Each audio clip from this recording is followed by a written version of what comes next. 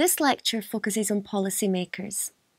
EMI is promoted as part of an internationalization process, and more specifically, the development of students' English language proficiency.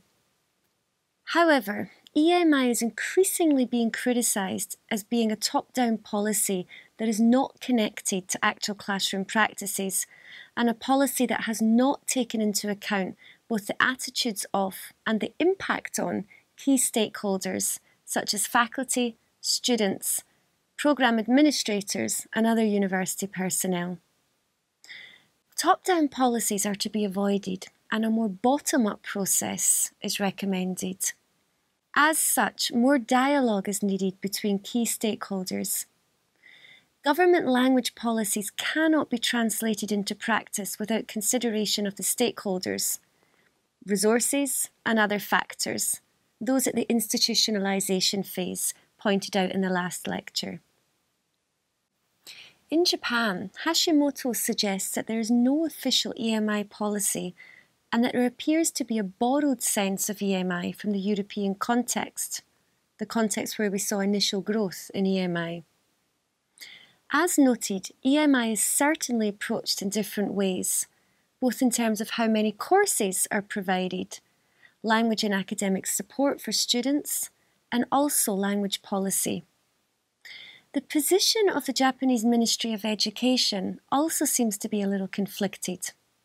On the one hand, EMI is defined as being different from English language teaching, with no language learning objective, unlike other methods such as CLIL or CBI.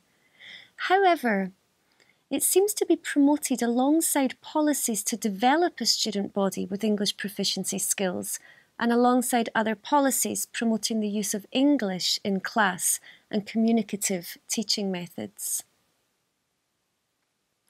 A few studies have been conducted on staff and student attitudes in EMI settings, as I've mentioned. Research has also revealed that the attitudes of faculty and students towards EMI differ.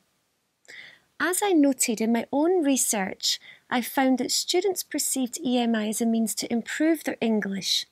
Faculty, however, viewed EMI as an instructional approach to delivering content through English, not learning the English language.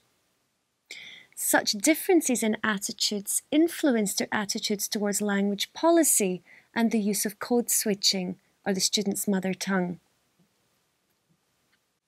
There seems to be a fundamental difference between mother tongue use in mature EMI contexts in Northern and Western Europe and the emerging EMI contexts in East Asia, where the role of language development seems to be built within the model of EMI.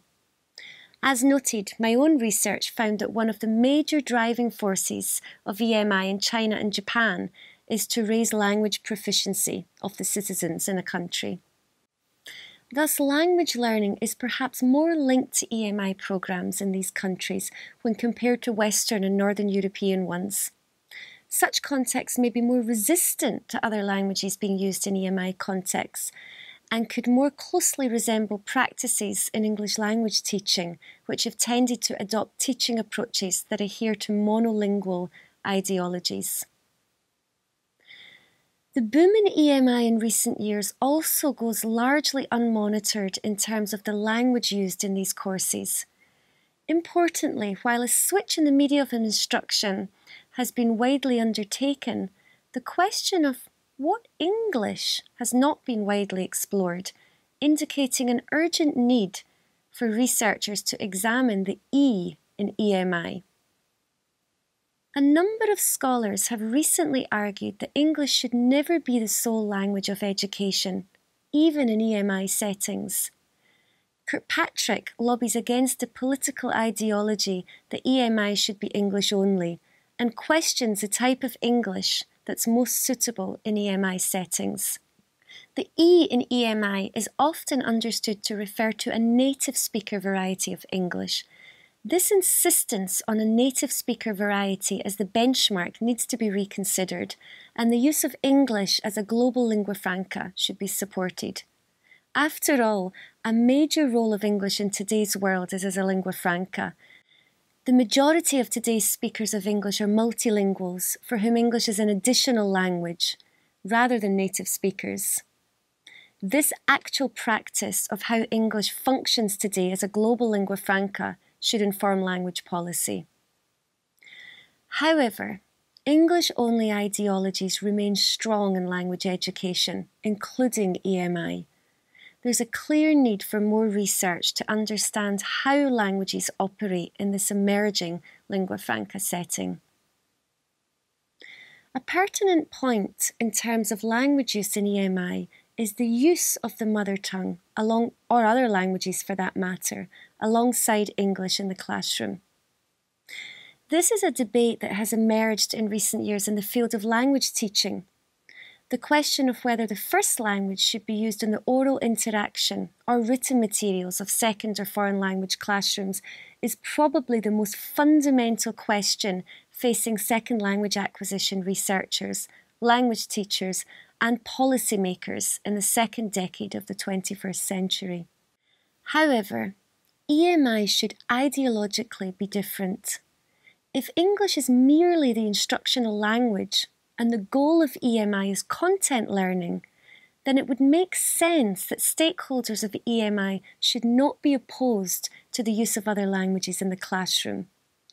After all, if the use of other languages, such as the learner's mother tongue, facilitates content learning, then ideologically one might assume it should be used freely. The reality, however, is quite different.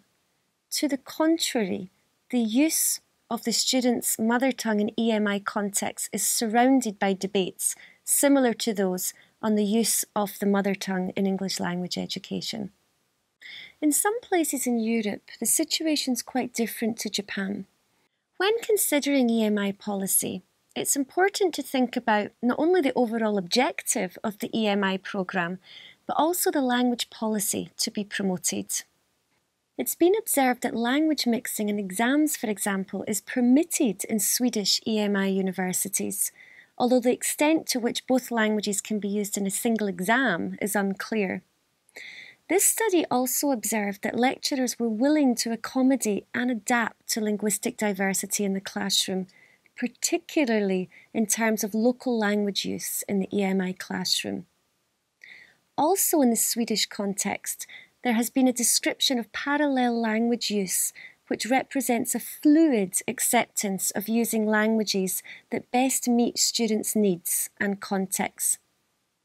For example, the course material may be in English, but lectures can be delivered in Swedish, unless international students are present, of course, and then the lecturer makes the switch to English. Such practices show a more flexible approach to language policy. However, in places like Japan, there's often a strong preference for English-only use. My own research has shown that supporters of a monolingual orientation within EMI programmes do so based on the belief that it would help them to develop their English language proficiency. Such findings in Japan are corroborated by previous research that has shown that Japanese students' predominant reason for taking EMI courses is to improve their English ability. If the driving forces behind monolingual ideology in EMI contexts does indeed stem from a belief that an English-only approach in EMI will benefit English language development, then it's necessary to problematise this largely untested and unsubstantiated relationship. There is a scarce amount of research that has measured language gain in EMI settings, and as I've noted, the evidence that does exist is not positive.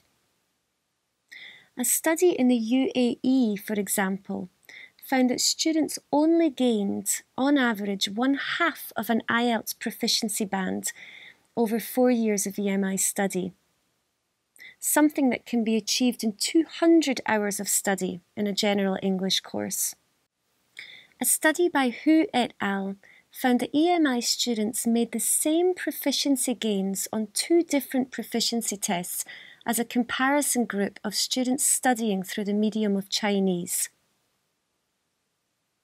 While other studies have shown proficiency gains in EMI, particularly in receptive skills, the evidence is simply not strong enough to argue that EMI needs to be English only in order to leverage the benefits of this somewhat weak relationship. If language proficiency gains in EMI are a clear policy goal, then such programs need to be accompanied by language classes and academic support classes. To conclude then, rather than promoting a top-down EMI policy, policymakers should engage in consultation with the key stakeholders, teachers, students, program administrators and other university personnel to ensure successful and sustainable innovation. There's also a need for clear policy documents or official statements even on the use of language in EMI, as well as what EMI means, both at the national but also at the institutional level. If EMI in Japan does in fact have a language learning objective, then this should be explicitly stated and it will influence how it should be approached. Teachers and students should also be made aware of this policy to ensure that they are clear about both the overall goals and the learning outcomes of their programme. EMI may be attractive with its many perceived benefits for students and universities, but policymakers need to ensure proper implementation with a consideration of the various factors outlined in Lecture 8. There are clear challenges associated with EMI implementation, and research-informed policy documents accompanied with clear guidelines for teachers are needed.